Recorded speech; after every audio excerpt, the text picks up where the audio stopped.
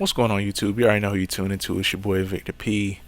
Back on the PS4 setup on BO4 on the main account this time. Now in this particular gameplay, I'm going up against a 3-man, but it's nothing really to worry about. I wasn't really going for a nuke. I would think I was going for like a high score per minute this game, but I did manage to go on a 20+ gun streak. And that's with the help of using a concept slash technique that I'm going to try to explain to you guys really quickly before this video is over. Now, in order to utilize this technique, you need a foundation of two things.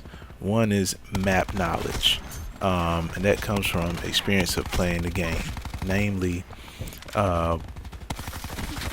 where head glitches are, where power positions are, and high traffic areas that the enemy is usually going to attack you from.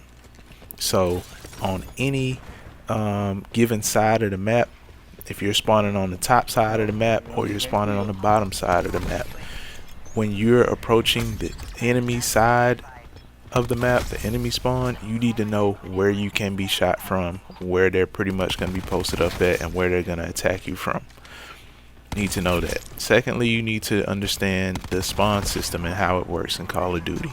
You need to understand the spawn points themselves, where the enemies will spawn, and you need to understand that the position of yourself, your teammates, and any ground-based score streaks directly determine which spawn points the enemies are going to spawn on at any given time in the match. You have to understand those two things, especially the spawn system. If you don't understand the spawn system yet, you have not fulfilled your full potential as a Call of Duty player. If you're trying to drop more streaks, improve your KD, improve your score per minute, drop more nukes, just run higher score streaks and get them consistently in the matches that you play, you need to understand the spawn system. Promise you.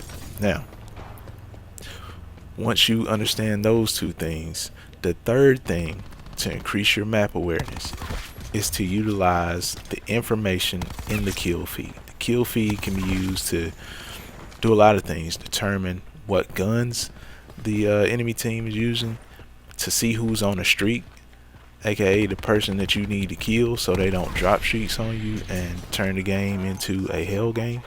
A lot of different things. So in order to use it in this particular instance, what I'm going to try to teach you is to increase the map awareness to get a permanent UAV, which comes in handy when your normal UAV runs out. So once you understand the spawn system, you can understand how to properly spawn trap, how to patrol the spawns, and read when a spawn is going to flip when there's not a UAV up. Your streak can end really quickly if you're not prepared for a spawn flip and they spawn on you. So first thing you need to do is fan out. Don't hold each other's hands, because if you're all huddled in a corner, you're not going to see where the enemy is to get much intel on the enemy. So stop holding each other's hands. If you fan out, pay attention to who's in your immediate vicinity, your teammates.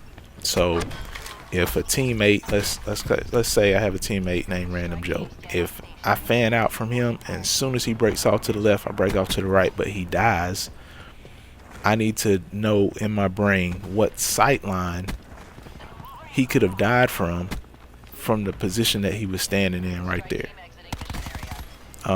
It's a lot harder to determine that if he's standing in the middle of the map, because you get shot from a lot of different places, but it's easier if he's on the left side or the right side of the map. So determine where he got shot from. That'll help you pinpoint in an even smaller area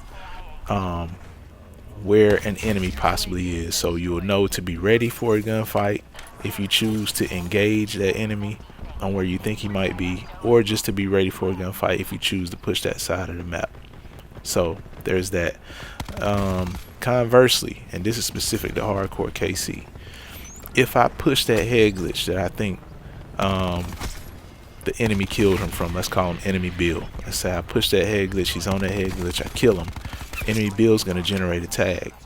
I may leave that tag there as another bit of information or a mini UAV.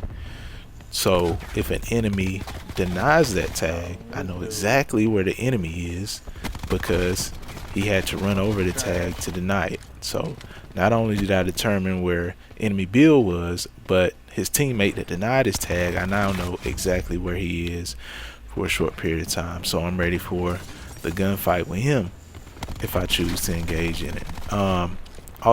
Also another bit of information you can use when you're playing is bullet traces. Bullets fly in straight lines. The very first kill that I got in this game, I knew exactly was the enemy, where the enemy was, because I saw where he shot my teammate from Graveyard. But I saw the bullet trace. I saw the exact angle that the trajectory of the bullet traveled on, so I knew exactly where to aim in Graveyard. So it's a lot of little techniques and nuances you can learn in this game. Obviously the video's over, I don't have much time to tell you anything else, but really increase your map awareness, because these little bits of information are processed instantaneously by the top hardcore players, and they're using that to not only spawn trap you, but to gain knowledge and intel on you and your team, especially when the UAV isn't up. Now when the UAV is up, they already know where you are unless you're running Ghost, and even if you are running Ghost, they have a general idea where your team is spawning, so they know where you're coming from anyway.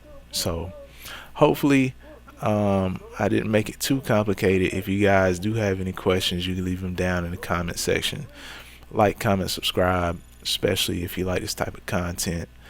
And yeah, it's been your boy Victor P. I am